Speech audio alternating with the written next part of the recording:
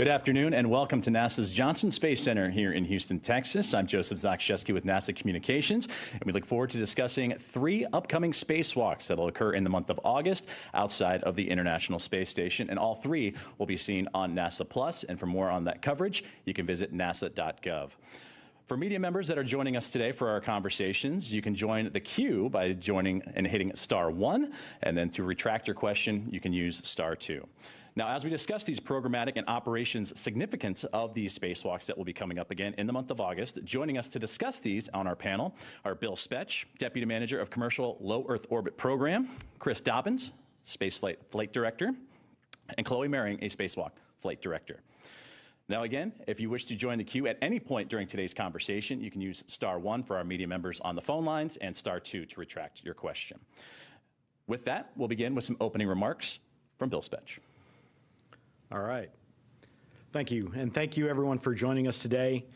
We really appreciate your interest in our efforts in low Earth orbit and the International Space Station. And we look forward to discussing this upcoming series of spacewalks.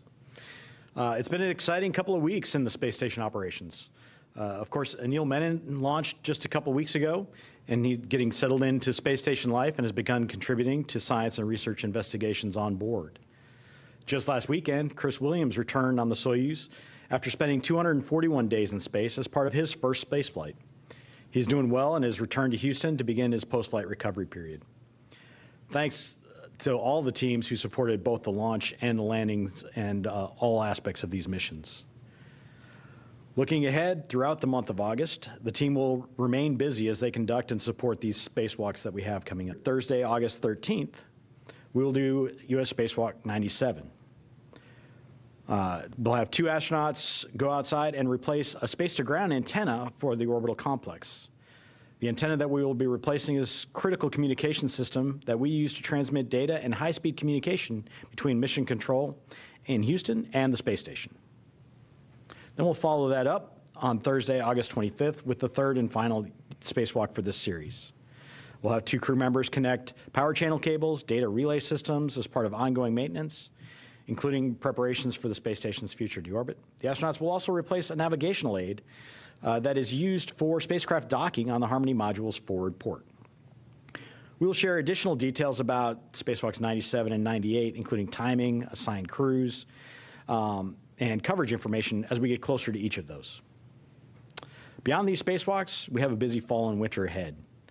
Early in September, we'll have our next Progress exchange, where we will launch and dock 96 Progress to the Russian segment of the International Space Station. Then in mid-September, we'll begin our crew exchange for the next Crew 13 mission. That mission will carry NASA astronauts Jessica Watkins and Luke Delaney, CSA astronaut Josh Kutrick, and Roscosmos cosmonaut Sergei Tetryatikov aboard the SpaceX Dragon spacecraft launched on a Falcon 9 rocket. Their work in orbit will advance critical science and technology that supports exploration of the Moon, Mars, and benefits life here on Earth. Then in the fall, we'll get into our next commercial resupply mission from SpaceX, CRS-35. That mission is targeted to launch more than 7,200 pounds of cargo and payloads, including the International Space Station rollout solar arrays that we just talked about. That launch will occur from Space Launch Complex 40.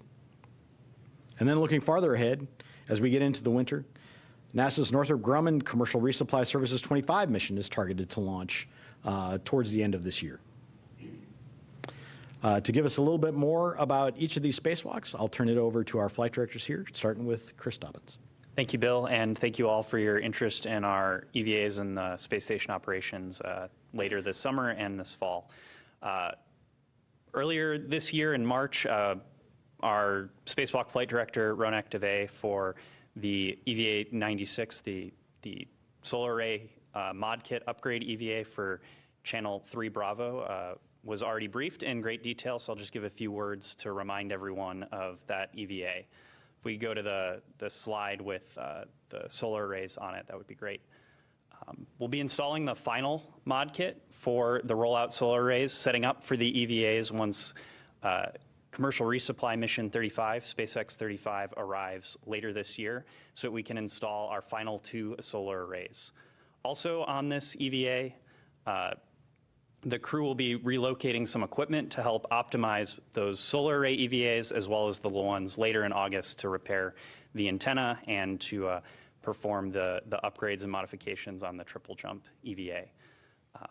As Bill mentioned, the crew for EVA 96 will be Jessica Meir as EV1. She'll be wearing the red stripe on her suit to identify her, and EV2 will be Anil Menon wearing an unmarked suit. On board the space station, ESA astronaut Sophie Adno and NASA astronaut Jack Hathaway will be assisting Jessica and Anil as they conduct the spacewalk and get ready for it. As I mentioned, Run Active A is the flight director for this operation, and the person responsible on the ground for communicating with the crew outside of the space station during the EVA will be NASA astronaut Stephanie Wilson. The other person communicating with the crew, specifically the onboard crew, will be JAXA astronaut Aki Hoshide, and the EVA team will be led by Stephen Villano. They're all very excited to go conduct this spacewalk next week and are ready to go execute a safe operation. I'll talk a little bit more about the space-to-ground antenna EVA, which will be a week after that on August 13th. So late last year, we could show the slide of the antenna itself. Late last year, one of our 2 KU band antennas began experiencing issues that prevented it from gimbaling to track the tracking data relay satellites. Those are the satellites in geosynchronous orbit that enable communication with ISS and the ground. Those KU band antennas, we have 2 of them on space station, are what we use for high-rate data communications, which include high-def video, extra audio channels with the ground, and all of our extended science data for our payload specialists. Fortunately, even though one of those antennas is currently degraded and we're not able to use it, we do have 2 on board, so we haven't lost any capability while we've waited to conduct the repairs on this EVA. That antenna you see on the screen now weighs approximately 200 pounds. It's a 6-foot diameter dish, and it's about 6 feet long, so we'll get some pretty spectacular views of crew members holding that antenna as we conduct the spacewalk. The spare we're replacing it with arrived on a space shuttle mission back in 2009, STS-127, and the current active antenna that is degraded we're replacing arrived in 2010, and it's lived a long and healthy life. With that, we've got an animation that describes in more detail how the antenna will be replaced, and I'll hand it over to the production team to show that animation. Our day will start with EV1 in red stripes and EV2 in white. Crew will egress the International Space Station from the airlock and will both be carrying a tool bag. EV1 will translate to an external pallet forward of the airlock to retrieve a foot restraint that they will take as they translate starboard to set up and ingress the space station robotic manipulator system, or robotic arm, from the S1 truss. Once EV1 is ingressed, the robotic arm will back off from structure and then maneuver the crew up and over the main truss to the space-to-ground antenna, or SGANT, worksite.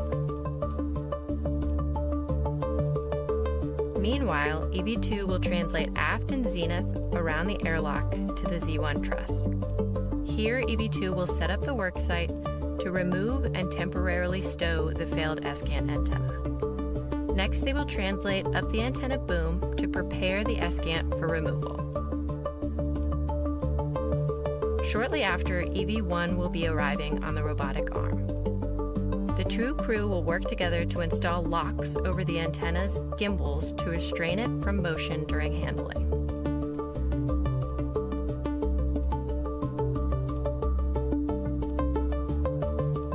Next, EV1 will demate 2 electrical connectors. The crew will then work together to release 4 bolts holding the antenna to the boom. EV1 will remove the SGANT from the boom back away from the worksite. EV2 will translate down the boom to the temp stow location. EV1 will hand the antenna to EV2, who will install it in a temporary stowage location. From here, the crew will maneuver starboard for the retrieval of the spare antenna. EV1 will fly to the worksite on the robotic arm and begin the release of 2 bolts.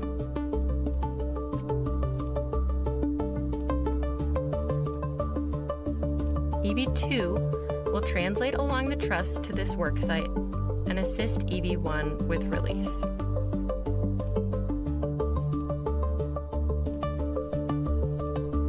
EV1 will retrieve the spare antenna from its housing, and the robotic arm will fly back to the install location on the Z1 truss.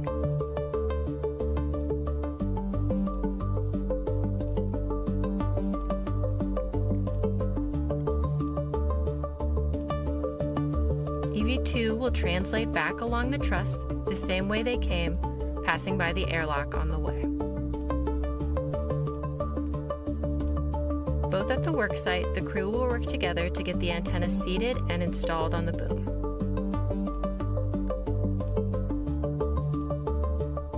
Next, the 2 crew will release and remove the 2 locks from the spare antenna's gimbals and install a thermal cover.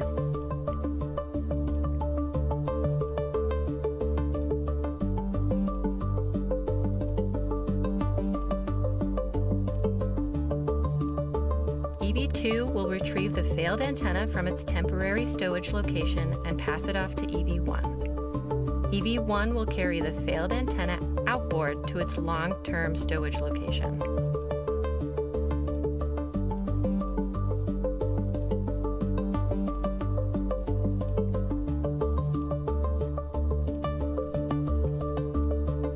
EV2 will work to clean up the Z1 worksite before heading back outboard.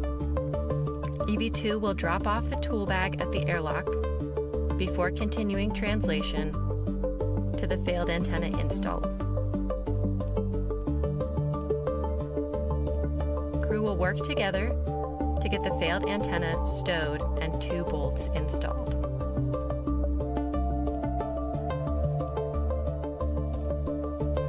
Once the failed antenna is stowed, EV1 will maneuver to the same location they ingress the robotic arm from. EV2 will begin translation back to the airlock and prepare for crew ingress. EV1 will egress the robotic arm and remove the foot restraint, which they will be stowing on an equipment platform nearby.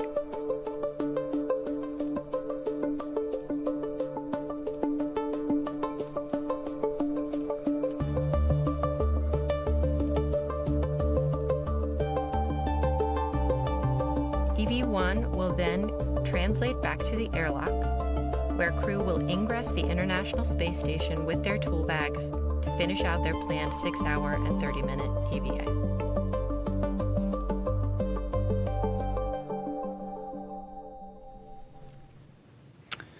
All right, thank you.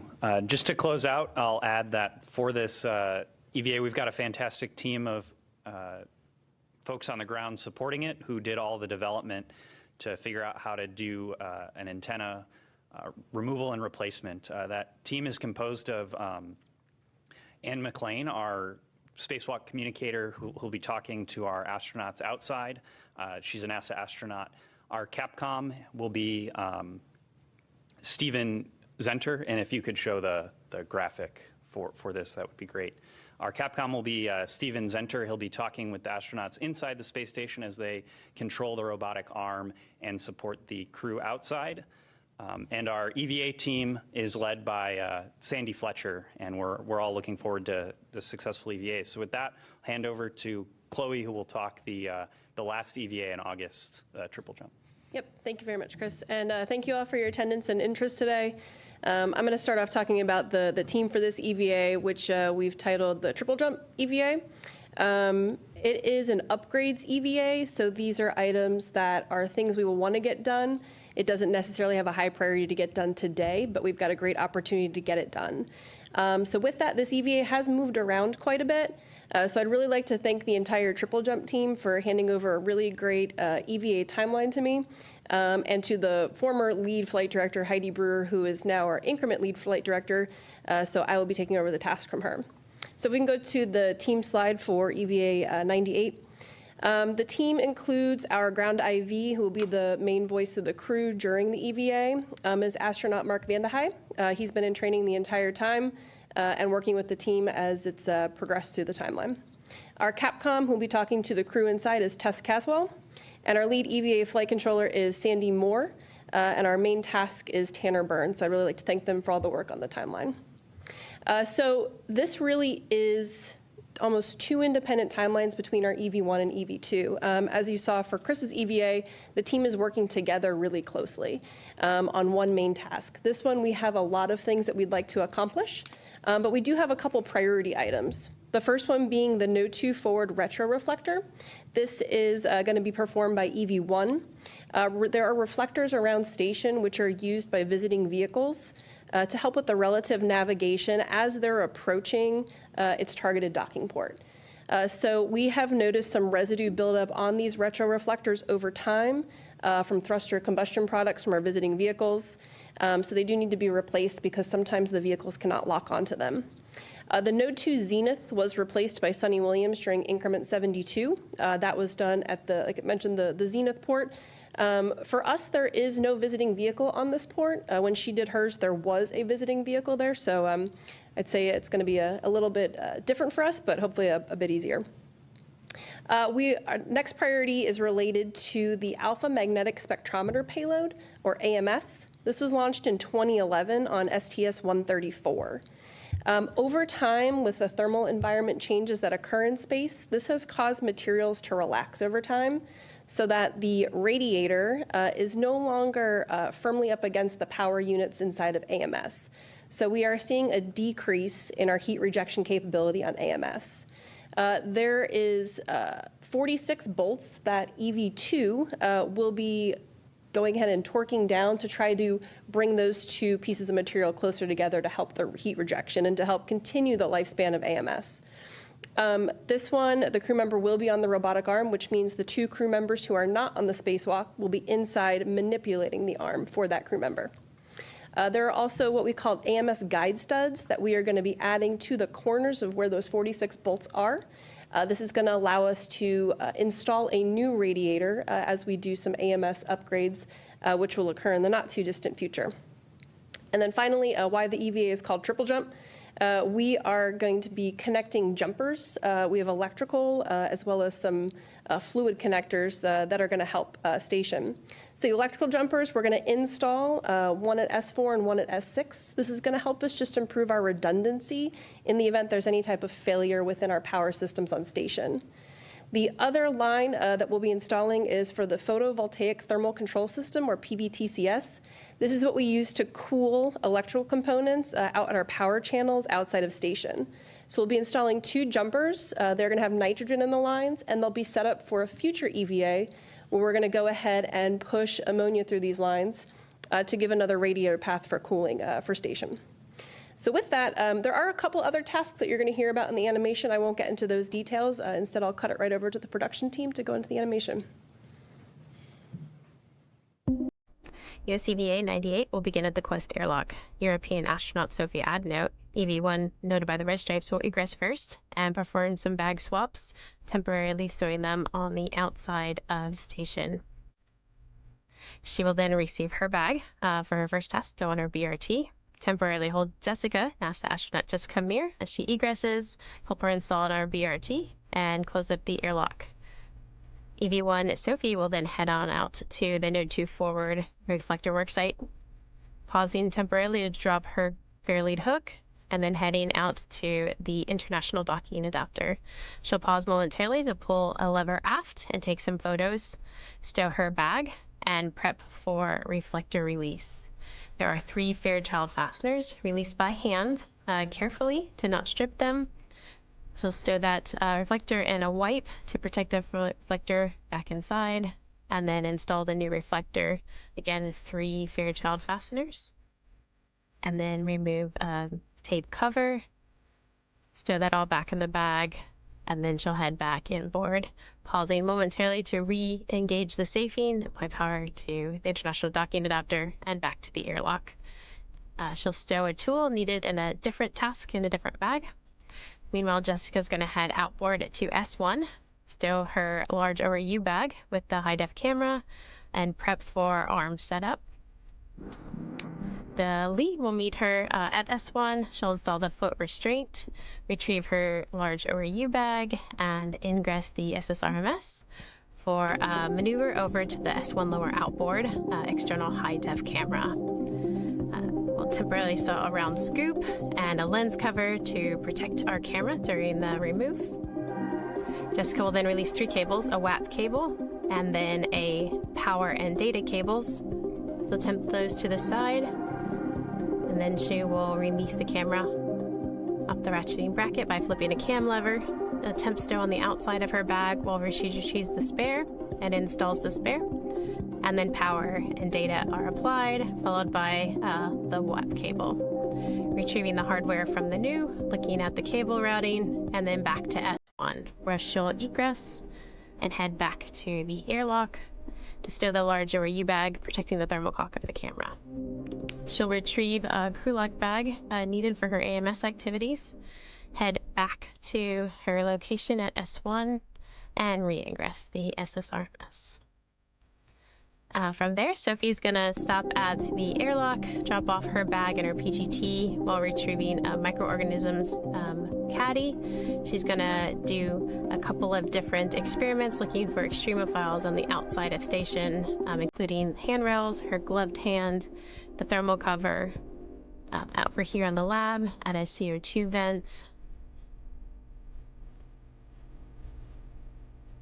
in the final swab back in the airlock. She'll test the service and cooling umbilical, and then drop off everything, retrieve her pistol grip tool and her new crew lock bag.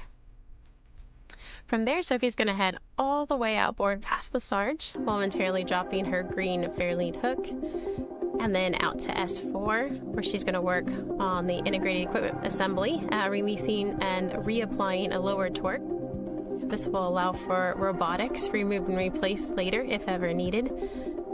Then she'll stow her tools, retrieve her bag, and continue outboard. Meanwhile, Jessica's going to take an amazing flyover the S1 truss over to the AMS worksite, where she's going to drive 46 bolts to pull the wake radiator in tight to AMS, while Sophie works on her DDCU jumper out at S4. To do this, she's going to remove a couple of caps from a dummy panel, reposition connectors, and apply a very large jumper. This will give us some redundancy in the impact of an electrical issue on orbit. She'll then reposition to the lower side, because it is a long jumper, move the cable to the dummy panel, and do the other side of the jumper. From there, she'll clean up her work site and reposition for her next activity. Meanwhile, Jessica's at AMS, and she's going to break and remove 4 corner bolts. This allows for up to 4 AGS or AMS guide studs to be installed temporarily by hand, and then followed with a torquing with the pistol grip tool. If needed, she'll reposition and do the next 2, again breaking torque and releasing them fully, and then fully installing 2 additional AGS, at first by hand and then by pistol grip tool. She'll then take another amazing ride back and around over the truss to meet her egress position at S1. She will egress, temp stow her large ORU bag to allow her to clean up the foot restraint from the SSRMS, stow it on the port CETA cart, and then she'll retrieve her lug bag and head outboard to join Sophie. Meanwhile, Sophie has finished her electrical jumper task, and she's headed to her second electrical task. This is a simpler DDCU activity where she'll install a short jumper.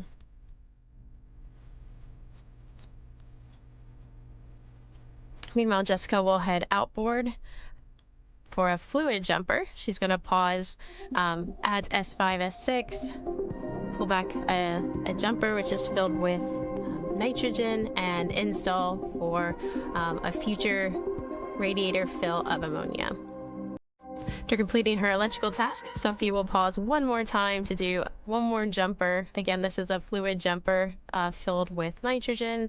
She's going to cross it over S6 to S5 and allow for the future radiator fill. Both crew will meet back at the airlock for a successful conclusion of EVA 98.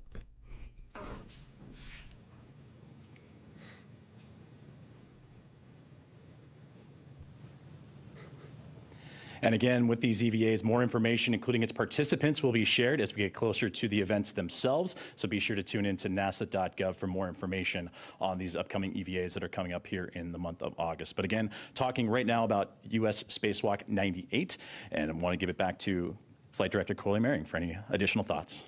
Yep, just to follow up on the couple tasks that I did not mention prior to the video.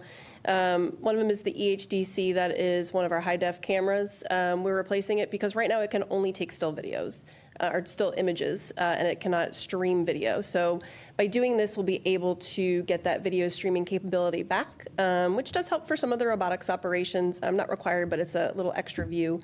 And the microorganisms, this is the second time we were performing this payload. There were some interesting results I know from the first one, so we wanted to go ahead and do it again to see if we got similar results or something different. So that's why we'll be doing microorg 2. And Joseph, I'll hand it back to you. Thank you very much. And thank you to Bill, Chris, Chloe for providing additional details on these upcoming spacewalks that, again, will be happening outside of the International Space Station throughout the month of August. And for more information on those, again, be sure to visit at nasa.gov, and we'll have the broadcast live on NASA Plus. We're now going to transition to our question and answer session. For the media that are participating on our phone bridge, if you wish to submit a question, you can do so by hitting *1. If your question has been answered, you can redact it by using *2. We have media here in the room, here at Johnson Space Center, and we'll start in the room. Thank you. I'm Mark Carreau with Aviation Week and Space Technology. I have some IROSA questions. I think you said for the 3B power channel, the 7th will be launching on SpaceX cargo this fall. You didn't say any clearer that, I don't think. So what I'm asking is, will the other last IROSA go with it, or will that launch later? And what power channel will the 8th one go to? And when do you think you'll complete all of the IROSA work? Sure. They fly in pairs. So we'll get 2 solar arrays flying together on one pallet in the Dragon trunk. And then we'll replace the 2A. The 2A array was the other one that we have to go put this in, and then the 3 Bravo. And so we will do both of those during spacewalks during that mission.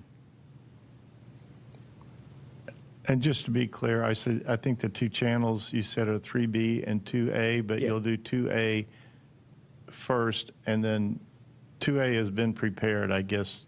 2A has already been prepared. We did that on the last ModKit EVA that we did. And so 3B is the last one that we have to get prepped. And so the other 6 channels on ISS have already have their solar arrays on, the IROSAs on them. And I'm sorry to ask, just to be clear, so will you, I mean, this has gone on for several years and it's complicated and all, but it's working. And so I'm just wondering if you have kind of a estimate of when you think the final one will be rolled out and you'll be finished with this. Oh, yeah. So when they get delivered this fall, I'll tell you, it's on space. I mean, you guys can do the math. It's SpaceX 35. We will conduct the EVA. Our plan is to conduct the EVAs during that mission to install those 2 solar arrays, and then we will be complete, and we'll get them rolled out during that. There are opportunities if we run into any sort of issues or things that could be delayed to after the SpaceX 35 mission if we had to, but our plan today is to do it during that mission. So we'll do the EVAs there to install those solar arrays, and then they roll out at the end of each EVA. That would be kind of during the fall, before winter? Yeah, correct, during the fall. I'm sorry. Thank you very much for your question. We'll now transition over to our phone bridge. And again, for media that wish to participate and that are in the queue, you can use *1 to submit your question and *2 if it has already been answered. And we'll kick things off with Bill Harwood of CBS News. For Chloe, I just want to verify that Sophie and Jessica are EVA 98 since I hadn't seen that announced anywhere. Just want to make sure that's true. And for Bill Spetch, Kelly Ortberg said recently the Starliner is doing very well. He's working with you guys about scheduling. Is it going to be possible in your mind to get a cargo flight off before the end of the year? Or do you think it's more likely to slip into 2027? Thanks. Well, let me take that. So, we'll announce the crew members for the EVA closer to the EVA. I know it was in the video there that we just talked about, but we'll actually make the formal announcement coming up on who will do those EVAs. We like to keep an eye on what happens over the course of the EVA, so we don't have to jostle things back and forth. As far as Starliner goes, we continue to work very closely with Boeing on the Starliner upgrades. I would say the teams are working really well together to make good progress, and that we will fly it when it's ready to go, and where we have a spot for it on ISS. Thank you very much for your question, Bill. We'll go back to the phone bridge with Charlotte Cossett of AFP.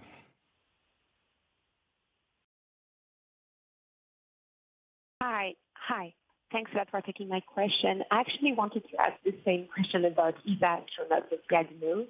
So my understanding is that you cannot confirm yet that she will take part in the Spacewalk 98, but is there, is there a plan to make her participate in either this one or Spacewalk 97? I think the question is whether or not they could be participating in either of those next two spacewalks.